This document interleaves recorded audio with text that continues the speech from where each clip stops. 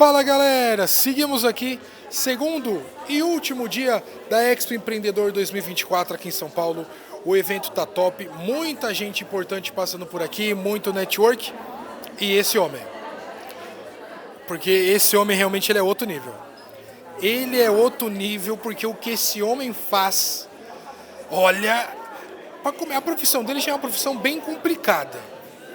E aí ele tem uma especialidade que são poucas pessoas que fazem o que o senhor faz, né? É verdade, Jefferson. São poucas pessoas. Para quem ainda não conhece, esse daqui é o Dr. Victor Marques, né? Isso. Já entenderam que é doutor? Não é advogado, ele realmente é médico. E vocês vão entender o que é que esse homem faz que poucas pessoas fazem. Doutor, primeiramente é uma honra recebê-lo no meu canal e seja bem-vindo à JN Television. Muito obrigado, Jefferson. É um prazer estar aqui com você e poder contribuir para o seu público e para qualquer pessoa que estiver nos escutando. Vamos junto. Doutor, primeiramente, como é que está sendo para o senhor fazer parte dessa edição maravilhosa da Expo Empreendedor 2024? Foi uma surpresa para mim a quantidade de coisas que a gente consegue aprender num evento tão curto. É uma enxurrada de conhecimentos, de empreendedorismo, de ideias, de soluções.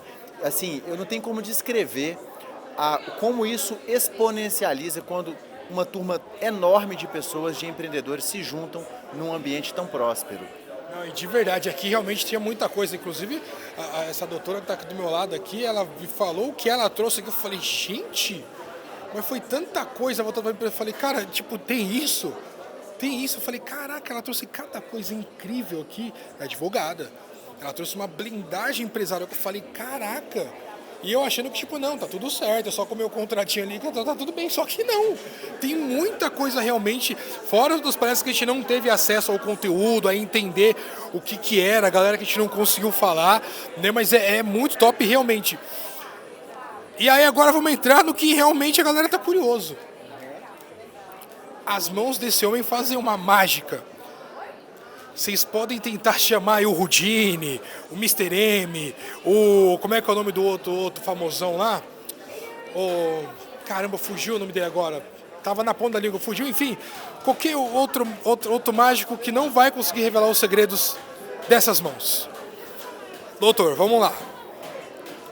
O que o senhor faz que poucas pessoas nesse universo conseguem fazer? Aqui no Brasil principalmente, né? Sim. Eu sou um cirurgião de órbita. Eu sou um profissional que cuida de todas as estruturas que protegem os olhos. É como se o olho morasse numa caixinha chamada órbita e eu consigo trabalhar nas paredes e no forro dessa caixinha. Conseguiu? Não, eu consegui entender, mas cara, vamos lá, vamos colocar num exemplo mais simplificado. Falou que nossos olhos moram numa caixinha ali, numa casinha, ok, beleza. Ele literalmente ele faz a reforma da casa, rapaziada. Vocês entenderam isso? Ele reforma tudo. Cara, olha, que sensacional, mestre. Mas assim, realmente é um trabalho também muito, toda cirurgia, ela já é delicada, só que essa em si principalmente, né? Sim, a gente começa na formação aprendendo a operar pálpebras, que é a cirurgia mais superficial da órbita. E a partir dali a gente desenvolve aprendendo a operar toda a estrutura que a gente chama de parte mole, que está em volta dos olhos, e a parte óssea também. E a gente reconstrói tanto em pacientes que perdem de alguma forma em acidentes, por exemplo, automobilísticos, ou pacientes que têm problemas oncológicos na órbita, ou qualquer inflamação ou doença imunológica na órbita, e a gente abre um leque de qualquer deformidade que aconteça nessa região, desde cirurgias estéticas da pálpebra a cirurgias ósseas ou cirurgias enormes envolvendo a órbita, que é essa caixa que protege o olho. No caso, tá fazendo uma pergunta aqui que veio na minha mente agora. Eu meio que já imagino a resposta, mas no caso, esse tipo de cirurgia, por exemplo, ela não é 100% voltada ou realmente ela acaba, sei lá, não ajudando a pessoa, por exemplo, a recuperar a visão. Tipo assim, eu sou uma pessoa que eu enxergo, de repente aconteceu alguma coisa na minha vida que eu perdi essa visão, isso ajuda a recuperar ou não tem nada a ver, realmente é uma outra área? Essa pergunta sua é muito boa, porque eu posso responder ela sim e não.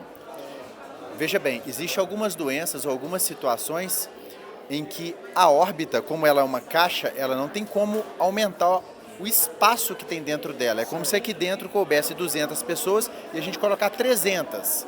Quando isso... Tipo as cadeias brasileiras, né? Sim. O que acontece na órbita quando isso acontece? Quando tem edemas, inchaços por doenças imunológicas. Por exemplo, eu vou falar o nome de uma doença que quem tem sabe, chama doença de Graves ou doença relacionada à tireoide, em que o olho salta para fora. Por que ele salta para fora? Porque não está cabendo lá dentro. E aí existe uma compressão do nervo óptico e que a pessoa começa a perder a visão e o campo visual. E nesses casos, se a gente não intervém, a perda é definitiva. Então, eu citei um dos exemplos que a gente consegue reabilitar a visão das pessoas, mas existem outros, entende? Olha, de verdade, você falou uma coisa agora que eu não sabia disso. Na verdade, eu já vi algumas pessoas, né, que tem essa questão do olho saltado, mas eu não sabia que tinha a ver com a tireoide. Eu não sabia, muito menos que realmente as pessoas corriam esse risco de realmente ter essa compressão e perderem a visão. Caramba, tá vendo como é importante a gente dar ouvido a todo mundo? É para aprender esse tipo de coisa, cara. E isso aqui realmente é maravilhoso, doutor. E como que surgiu o interesse por fazer esse tipo de cirurgia, de se especializar nisso? Ô Jefferson, eu sempre falo que não fui eu que escolhi a profissão. Foi a profissão que me escolheu. Eu sempre fui movido por desafios e na época da minha formação eu entendi que era muito difícil trabalhar com isso. Eu não via ninguém que fazia. Então eu passei a me interessar em como resolver o problema daquelas pessoas que eu não via ninguém resolvendo. E passei a estudar, desenvolver, fui para os locais que tinham formação nessa subespecialidade e acabei me tornando hoje uma referência nacional e até internacional na cirurgia de órbita no Brasil. Que sensacional. E hoje no Brasil, quantas pessoas fazem o que o senhor faz? É difícil falar isso, mas assim, existem níveis de cirurgia, quer dizer, cirurgias maiores, médias e menores da órbita. Eu acredito que, em termos de cirurgias muito grandes, deve ter uma dúzia de pessoas no máximo, talvez, por um país de alguns milhões de pessoas, né? Realmente, é um número baixíssimo. Igual ontem eu também tive a honra de entrevistar a Carolina Diniz, que é a teacher a teacher dos famosos, né? E ela falou dessa questão dos idiomas, por exemplo. Que o Brasil é o país com o maior número no mundo de escolas de idiomas, mas também é o país onde tem o menor número de pessoas que falam outros idiomas. Ou seja, não faz sentido. Não faz sentido você ter o maior número de certas coisas, mas também, ao mesmo tempo, o menor número de pessoas capacitadas. Galera, vamos especializar mais um bocadinho, papo reto. Vamos colocar só 12 pessoas. Tem isso, sim. Não, a gente sabe que de qualquer forma, mas de qualquer forma, se você falasse que tem 100 pessoas, cara, mesmo assim ainda é pouco pro nosso país, pro tamanho do Brasil. Realmente é pouquíssimo, é muito baixo esse número, né? A galera realmente precisa ir. Realmente, quanto tempo dura uma cirurgia em média? Varia. As grandes reconstruções, vou falar assim, a cirurgia que eu entrei, que demorou mais tempo, foram 20 horas. 20 horas? Calma lá, mas isso não é a realidade. Uma cirurgia de órbita, ela dura de 1 a 3 horas. Agora, as reconstruções, a gente fala que elas têm hora só para começar, elas não têm hora para acabar. Então, por exemplo, na hora de reconstruir a casa, realmente passou um furacão, destruiu, nessa hora que realmente a parada muda. Porque realmente é mais detalhista essa cirurgia nesse caso, né? A reconstrução, Jefferson, a pessoa está toda quebrada, às vezes ela tem perda de parte da face, às vezes as cirurgias são multidisciplinares, eu cuido da órbita, tem um cirurgião de nariz que cuida do nariz, tem um cirurgião de boca que cuida de boca, então tem etapas para se reconstruir uma face. Hoje a gente não fala num cirurgião de face, a gente fala numa equipe que reconstrói face. A vida ela vai se modificando, evoluindo, e numa cidade grande, por exemplo, eu atuo em Belo Horizonte, a gente trabalha em uma equipe de reconstrução de face e não simplesmente em um cirurgião de face. Que sensacional, gente. Vocês sabiam disso aqui? Não, né? Eu também não.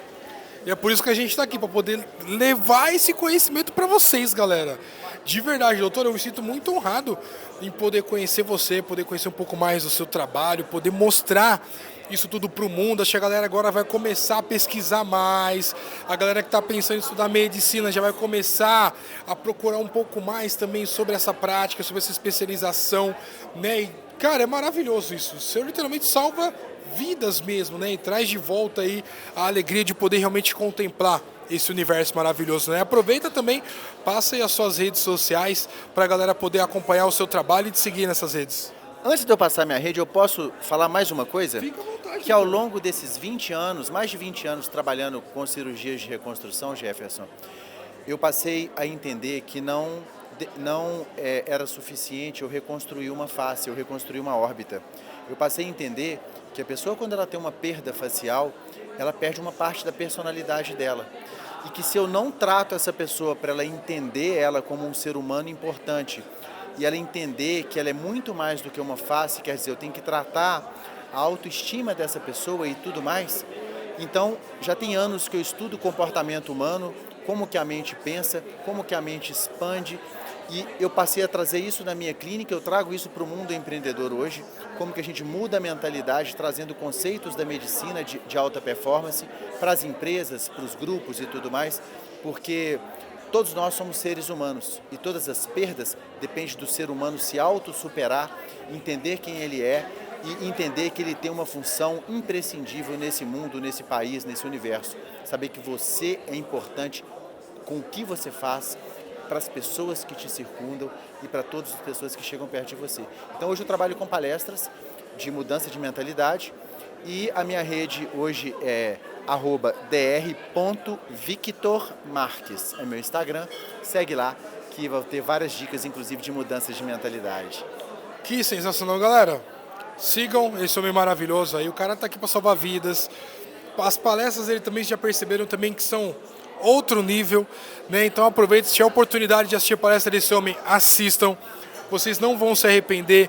Ficaram curiosos para entender um pouco mais do que ele falou aqui? Chama no Instagram, conversa com ele também, tiram as dúvidas, pesquisem também em outros veículos também, que é importantíssimo vocês entenderem isso.